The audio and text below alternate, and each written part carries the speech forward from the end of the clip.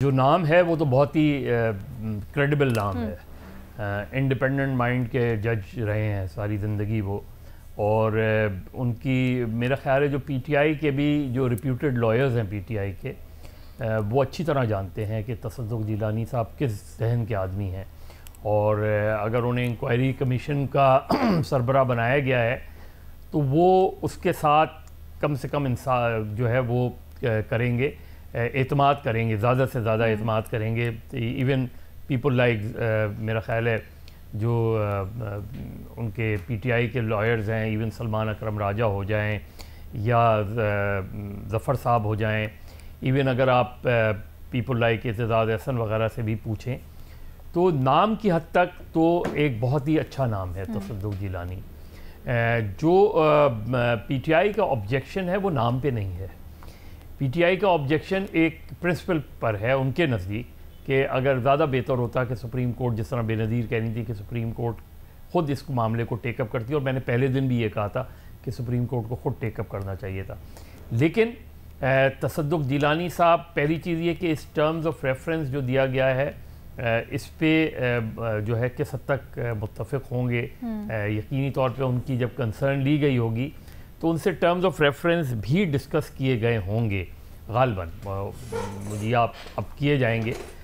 اس میں شاید ترمیم ہو سکتی ہے کیونکہ اس میں بعض پوائنٹ بڑے ڈسٹربنگ سے ہیں. جو تیسری بات ہے جو کہ گورنمنٹ نے غیر ضروری طور پہ اپنے اعلامیے میں شامل کی ہے, جس کی ضرورت نہیں تھی, کہ گورنمنٹ نے آلریڈی یہ کیسے فیصلہ کر لیا کہ یہ 6 ججز کے جو الزامات ہیں یہ نامناسب ہیں. ابھی بھائی آپ انکوائری تو ہونے دیں, ہو سکتا ہے ایگزیکٹو انوالوڈ ہو سکتا ہے یہ سارے جو جن پہ الزامات لگائے گئے ہوں یہ درست ہوں جو الزام لگا رہے ہیں. آپ نے ابھی سے اپنے آپ کو بیل آؤٹ کرنے کی کوشش کی ہے. تو میرا خیال ہے بہت ہی, جس نے بھی یہ لائن انکلوڈ کی ہے اس نے جو ہے وہ گورنمنٹ کو ڈیمیج کیا ہے اس نے. اور اعلامیہ کے پوائنٹ نمبر 4 کے بارے میں بات کر رہے ہیں, پوائنٹ نمبر 4 کے بارے میں بات کروں. باقی فکسنگ دا رسپانسبلٹی یہ چیز, پھر یہ کہ اس میں ایک چیز جو میرا خیال ہے تصدق جیلانی صاحب جس طرح ابھی بے نظیر کہہ رہی تھی, اور میں نے وہ رپورٹ پڑھی تھی, ان کا ججمنٹ پڑھا تھا جو مائنورٹیز کے ایشو کے اوپر, اور پھر بعد میں بھی اس معاملہ کو ٹیک اپ کیا گیا تھا جب شعیب سڈل صاحب انکوائری کمیشن. لیکن سر ایک چیز, نام بہت اچھا ہے, بہت اچھا, بٹ سر ابھی آپ تینوں ایک ہی بات کر رہے ہیں, فخر سوری تھوڑا سا مختلف, کہ یہ جو نتیجے پہ کس پہ پہنچے گا نہیں پہنچے گا, لیکن کیا ضروری ہے نتیجے پہ پہنچنا؟ اگر اس سے پہلے بھی ہم دیکھیں تو اس کی سمبولک ویلیو کتنی زیادہ ہے. آج سے پہلے کبھی اس طرح سے نہیں ہوا کہ ججز نے, سٹنگ ججز نے خط لکھا ہو اداروں کے خلاف اور پھر ان کے اوپر الزامات لگائے ہو, پھر اس کے اوپر کام بھی ہوا ہو, اور ایک انکوائری کمیشن باقاعدہ بن جانا اور کرنا. تو اس کی سمبولک ویلیو اٹ سیلف کتنی بڑی ہے, should we take that into account as well? دیکھیے علینا, کمیشن آف انکوائری کی ویسے ہی بہت لمیٹیشن ہے. کمیشن آف انکوائری بہت اوپن نہیں ہوتا, اس کی بہت ہی ٹرمز آف ریفرنس بڑے لمیٹڈ ہوتے ہیں. لیکن یہ جو ٹرمز آف ریفرنس ہیں, اب آپ